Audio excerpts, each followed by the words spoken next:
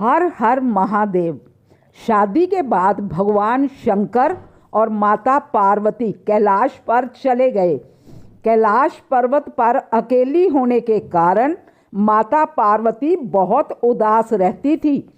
शिव शंकर से विवाह के उपरांत माता पार्वती अपना भरा पूरा परिवार छोड़कर कैलाश पर्वत पर आ गई। लेकिन माँ पार्वती को अपने माता पिता और सखी सहेलियों की बहुत याद आती।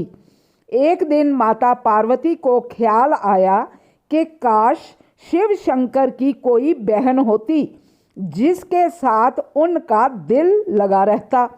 वो अपनी ननद से दिल की बातें करती, कुछ अपनी कहती और कुछ उसकी सुनती। लेकिन ये संभव नहीं था क्योंकि भगवान शंकर तो अजन्मा थे और उनकी बहन कहाँ से आती। माँ पार्वती ने ये बात अपने दिल में ही रखी। लेकिन भगवान शंकर तो अंतर्यामी हैं, उनसे किसी के दिल की बात छिपी नहीं रह सकती। उन्होंने पार्वती से पूछा कि देवी, अगर आपको कोई समस्या है तो मुझे बताओ। माँ पार्वती समझ गई कि शिव शंकर भगवान ने उनकी दिल की बात जान ली है। वो बोली, अगर आप मेरे दिल की बात जान गए हो तो क्या आप मेरी इच्छा पूर्ण कर सकते हो? शिव शंकर भगवान मुस्कुराए और बोले, मैं तुम्हें ननद तो लाकर दे सकता हूँ, पर क्या आप उसके साथ निभा पाएंगी? माँ पार्वती बोली कि मैं क्यों ना निभा पाऊंगी उसके साथ, वो तो मेरे सुख दुख की साथी होगी। मैं तो अपनी बहनों के समान उससे प्रेम करूंगी।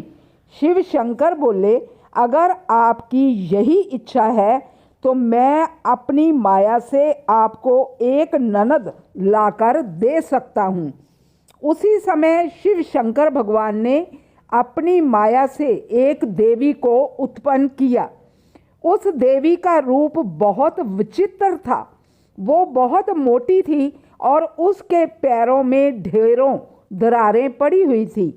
भगवान शंकर ने उसका नाम रखा असावरी देवी। माता पार्वती अपनी ननद को देखकर बहुत प्रसन्न हुई। उनकी खुशी का कोई ठिकाना नहीं रहा।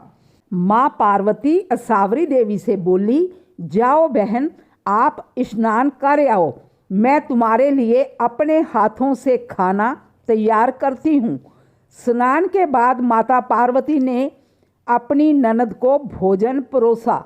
असावरी देवी ने जब भोजन करना आरंभ किया तो माँ पार्वती के भंडार में जितना खाना था वो सब खाली कर दिया। महादेव जी और अन्य कैलाश वासियों के लिए कुछ भी ना बचा। ननद के इस व्यवहार से माँ पार्वती को बहुत बुरा लगा, पर वो कुछ ना बोली। माँ पार्वती ने असावरी देवी को पहनने के लिए कपड़े भी दिए, मगर वो इतनी मोटी थी कि उन्हें वस्त्र छोटे पड़ गए। माँ पार्वती उसके लिए दूसरे वस्त्र लेने गई। असावरी देवी ने सोचा, क्यों ना भाभी के साथ कुछ हंसी ठिठोली की जाए। उसने माँ पार्वती को अपने पैरों की दरारों में छिपा लिया। पार्वती के लिए दरारों में सांस लेना भी मुश्किल हो गया।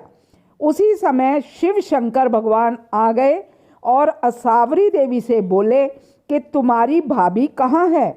असावरी देवी ने शरारत भरे लहजे में कहा कि मुझे क्या पता कि भाभी कहाँ है। शिव शंकर उसकी शरारत को समझ चुके थे। उन्होंने असावरी देवी से कहा कि सत्य बोलो, मैं सब जानता हूँ। असावरी देवी जोर जोर से हंसने लगी और उसने जोर से अपने पैर को जमीन पर पटका। इससे पैरों में दबी माँ पार्वती झटके के साथ जमीन पर गिर पड़ी। ननद के इस व्यवहार से माँ पार्वती के मन को बहुत ठेस पहुंची और वो भगवान शंकर से बोली, आपकी विशेष कृपा होगी अगर आप अपनी बहन को ससुराल भेज दोगे तो मुझसे बहुत बड़ी भूल हुई जो मैंने आपसे ननद की इच्छा की। भगवान शंकर ने असावरी देवी को कैलाश से विदा कर दिया।